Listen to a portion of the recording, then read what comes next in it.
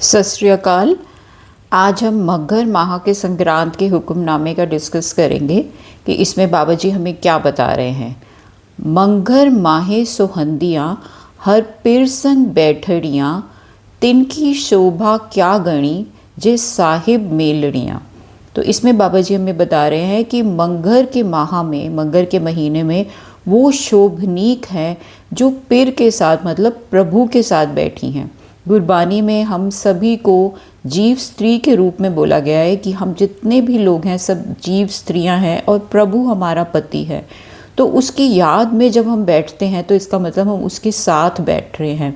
वैसे तो वो हमेशा ही हमारे साथ है, पर जब हम याद में बैठते हैं तो हम उसके साथ बैठते हैं। तो ऐसे लोगों की, ऐसे जीव स्त्रियों की शोभा गढ़ने लायक है जो प्रभु पति की याद में इस महीने में बैठेंगी। मंघर माहे सोहंदियाँ हर पिर संग बैठड़ियाँ, तिनकी शोभा क्या गणी जे साहिब मेलड़ियाँ। तन मन मौल्या राम स्यो संग साध सहेलड़ियाँ, साध जनाते भारी से रहन इकेलड़ियाँ। मतलब तन और मन उनका मौल्या जाता है, मतलब तन जो है सारे रोगों से रहित हो जाता है, मन आनंद से भर जाता है, शोक से रहित हो जाता है। तन मन मौल्या राम स्यों, जब वो प्रभु की याद में बैठती हैं तो तन मन मौल्या राम स्यों संग साध सहेलियाँ। उनकी सहेलियाँ कौन होता है? साध जन। साध जन क्यों? क्योंकि वो हमेशा प्रभु की याद में रहते हैं, तो उनके साथ रह के वो जीव स्त्रियां भी हमेशा प्रभु की याद में आसानी से रह पाती हैं।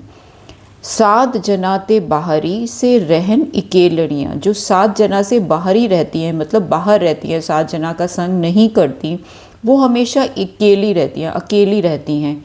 जैसे बोला गया है कि अगर हज़ारों की भी भीड़ हो तो भी एक इंसान अकेला महसूस करता है अगर वो अंदर से प्रभु से नहीं जुड़ा हुआ तो।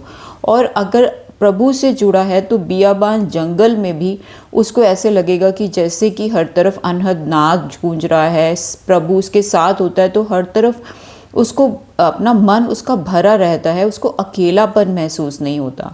तो साध जनाते बाहरी से रहन इकेलियाँ, तिन दुख न कभू उतरे, उनका दुख कभी नहीं उतर सकता।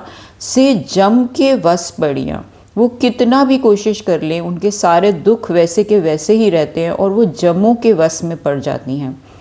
जिनी राविया प्रभ आपना से दिसन नित खड़ियाँ, जिन्होंने प्रभु को राव्या है, मतलब प्रभु का नाम का रस उठाया है, उस नाम के रंग में अपने आप को एब्जॉर्ब किया है, वो हमेशा खेड़े में रहती हैं। से दिसन नित खड़ियाँ, उनको जब भी देखोगे तो वो खेड़े में आनंद में दिखेंगी।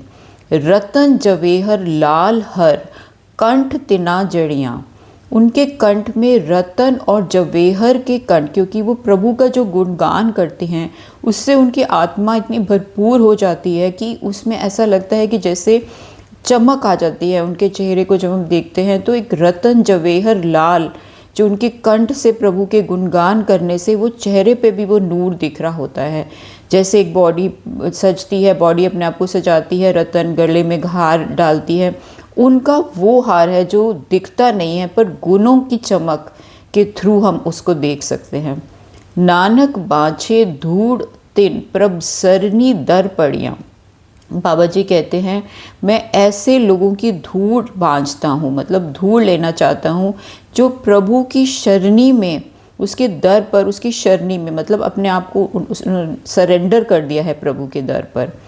मंघर प्रभु आराधना पहौर न जन्मड़ियाँ, जो मंघर के महीने में प्रभु की आराधना करता है, प्रभु को याद करता है, वो दोबारा जन्म और मरण के खेड़े में, मतलब जन्म और मरण के चक्कर में नहीं पड़ता। मंघर प्रभु आराधना बहौर न जन्मड़ियाँ। वाहिगुरु जी का खालसा, वाहिगुरु जी की फतेह।